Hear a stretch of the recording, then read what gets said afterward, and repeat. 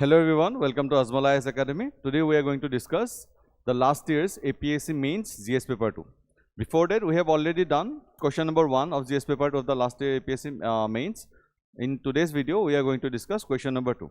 এতিয়া চাওক এই যোনটো ভিডিও ডিসকাশন হ'ব এই ভিডিও ডিসকাশনটোত মই যোনটো লাষ্ট ইয়াৰ কোৱেশ্চন আহিছিলে হেতুটো মই ডিসকাস কৰিমেই কোৱেশ্চন বাই কোৱেশ্চন আমি ডিসকাস কৰি গৈ থাকিম বাট লগতে তাত কন্টেন্টটো আপোনালোকে পাবই লগতে স্ট্ৰাকচাৰ কেনে কৰিব লাগে ন সেই বস্তুটো মই শিকাব চেষ্টা কৰিম যে কেতিয়াবা মই এইটো কথা বুজাব চেষ্টা কৰিম যে 10 মাৰ্কাৰ যদি হলহেতেন কেনেকৈ কৰিলেহেতেন 15 মাৰ্কাৰ যদি হলহেতেন কি লিখিলেহেতেন লগতে কোৱেশ্চন এটা ব্ৰেক কেনেকৈ কৰিব লাগে how to meet the demand of the question, how to break the question in various parts. কাৰণ যিমানটা পাৰ্টত আপুনি ব্ৰেক কৰিব কিমানেই মাৰ্কস বেছিকৈ পোৱাৰ চান্সেছ বাঢ়ি যায় ঠিক আছে গতিকে আমি আজি কোৱেশ্চন নম্বৰ 2 টো ডিসকাস কৰিব চেষ্টা কৰো ইয়াতে মই আপোনাক বুজাম যে কেনেকৈ বিভিন্ন ধৰণৰ ইন্ট্ৰডাকশনছ বিলাক লিখিব পৰা যায় বিভিন্ন ধৰণৰ কনক্লুজনছ বিলাক লিখিব পৰা যায় কেনেকৈ ব্ৰেক কৰিব পৰা যায় সেই বস্তুখিনি আমি আজি ডিসকাস কৰিম নাও the question number 2 of GS paper 2 APSC Mains 2023 okay কি উঠিছে the social value of COVID-19 vaccine exceeds its market value critically analyze এতিয়া ইয়াত কেইবাটাও কিৱৰ্ড আছে এটাটো হৈছে কি social value এটা হৈছে কি market value এটা হৈছে কি critically analyze তো এতিয়া কোৱেশ্চনটো খুদিছে কি যে COVID-19 ভ্যাকচিনৰ যোনটো social value আছে যিখিনি social benefits আছে সেই benefits খিনি market benefits তকৈ বহুত বেছি হয় market benefits যেনেকৈ ধৰি লওক R&D ডেভেলপমেন্ট হৈছে বা যিবিলাক কোম্পানীজ আছে ভ্যাকচিন ডেভেলপ কৰা সিহঁতবিলাকে কি হৈছিলে যে সিহঁতবিলাকৰ বহুত বেছি প্ৰফিট হৈছিলে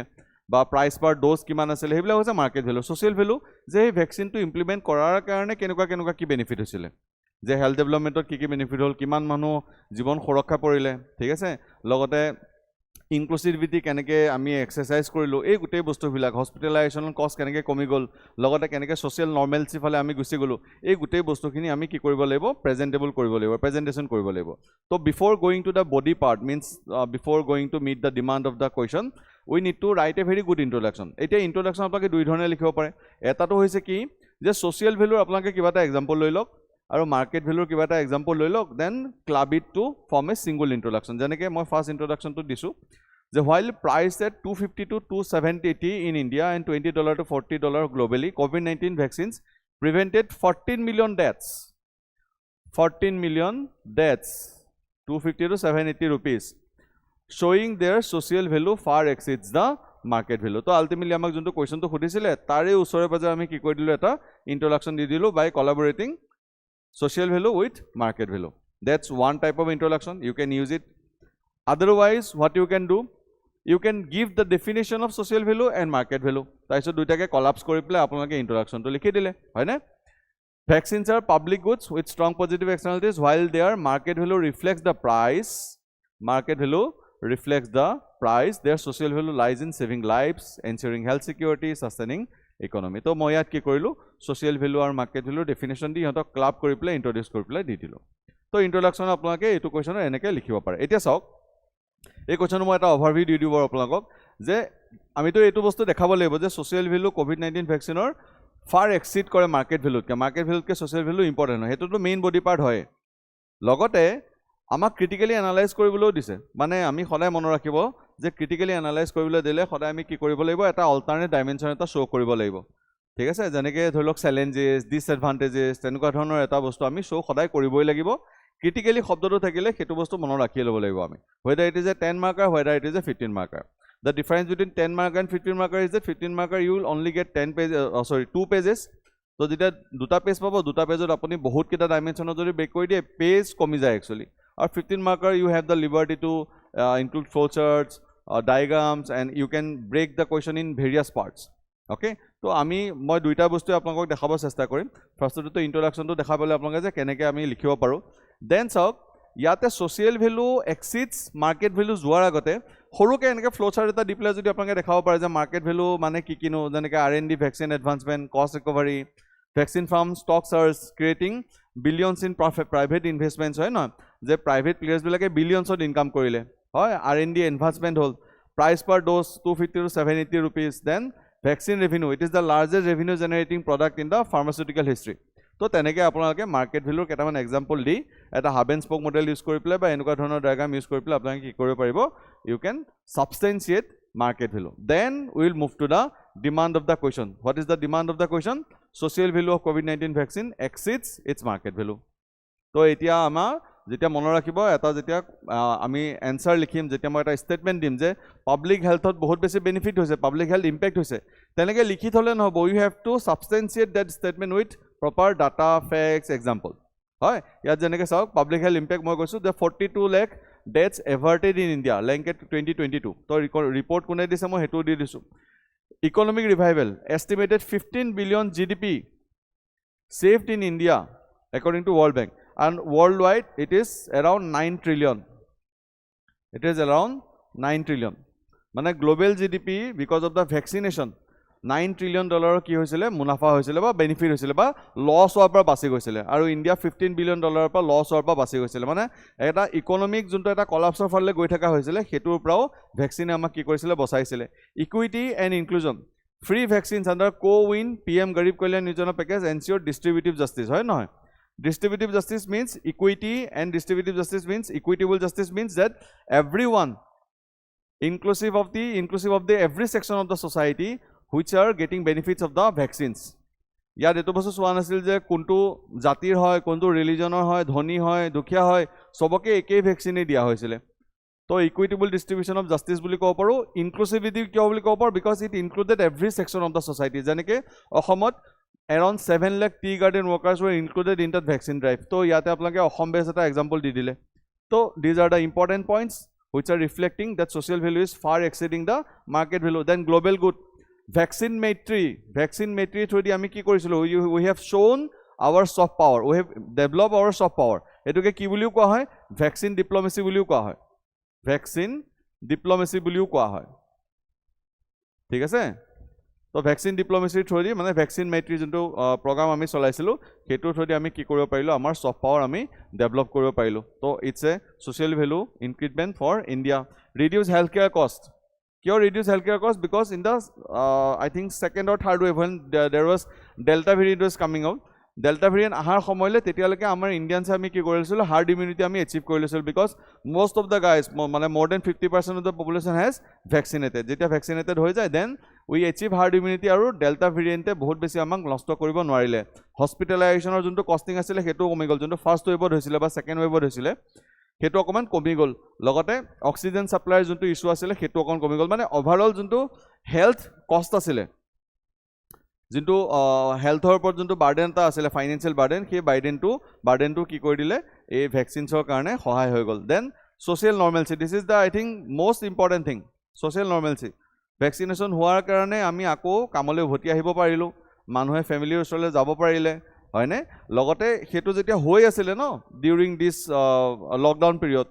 মেন্টাল হেৰাসমেন্টৰ বহুত কেसेस আহি আছিল হয় না শ্যাডো পেন্ডেমিক বুলিও কোৱা হয় যেটো ডোমেষ্টিক ভাইলেন্সৰ লগত মিলাই পেলাই কোৱা হৈছিল মানুহৰ মেন্টাল যোনটো ষ্ট্ৰেছ আছে বা ডিপ্ৰেছন তেনেকুৱা ধৰণৰ কিছুমান বেমাৰো দেখা দিয়া ষ্টাৰ্ট কৰি দিছিল তো আমি যদি এইটো বস্তুটোকে কন্টিনিউ কৰি থাকিলে তো we are moving towards a mass depression we are moving towards an epidemic of depression গতিকে হেতুৰ পৰাও আলটিমেটলি কি কৰিছিল এই ভ্যাকচিন ড্ৰাইভ যোনটো আছিল হেতু আমাক বচাইছিল তো অবভিয়াসলি এই গুটে বস্তুবিলাক মাৰ্কেট ভ্যালুত কেটো এক্সিড কৰে ফাৰ এক্সিড কৰে যে মাৰ্কেটত কিছুমানে বেনিফিট কৰিলে তাৰ ভ্যালুটো যোনটো আছিল সেই ভ্যালুটোতকে তাৰ যোনটো ইম্প্যাক্ট আছিল that impact is far greater than its the material value okay তো এই বস্তুখিনি আমি শো কৰি দিলো নাও এতিয়া আহি যাও চ্যালেঞ্জেস পাৰ্ট আমি কিয় লিখিব লাগিব because it has asked to critically analyze okay it has asked to critically analyze so you have to write the challenges এতিয়া চাওক 10 মাৰ্কাৰ যদি কোৱেশ্চন হয় এই পাৰ্টটো আপুনি স্কিপও কৰিব পাৰে বিকজ পেজৰ ইস্যু আছে মানে দুটা পেজে পাব আপোনালোকে গতিকে হেতু এটা ইস্যু আছে বাট ক্ৰিটিকেলি এনালাইজ কৰিছে যেতিয়া আপোনালোকে চ্যালেঞ্জেসটো লিখিবই লাগিব চ্যালেঞ্জেস কি আছিল ইকুইটি ডিফিসিট এটো যদি আমি গ্লোবাল স্তৰত চাবলৈ যাও তেনেহলে যিবিলাক ৰিচ কান্ট্ৰি আছিল ন সেই ৰিচ কান্ট্ৰিজ বিলাকে কি কৰিছিল ভ্যাকচিনেশন ড্ৰাইভটো ভালকে চলাইছিল because they have the vaccines the companies originated in USA Europe they developed the vaccines and they vaccinated their population but regarding the sub-Saharan countries for example sub-Saharan countries and other poor countries they could not develop their own vaccines so that's why their population were not vaccinated according to a data by the end of 2021 in the developed nations around 70% of their population has got vaccinated but in the sub-Saharan countries less than 10% population has been vaccinated so that was the issue which shows equity deficit or which shows the inequality persistent in global north and global south.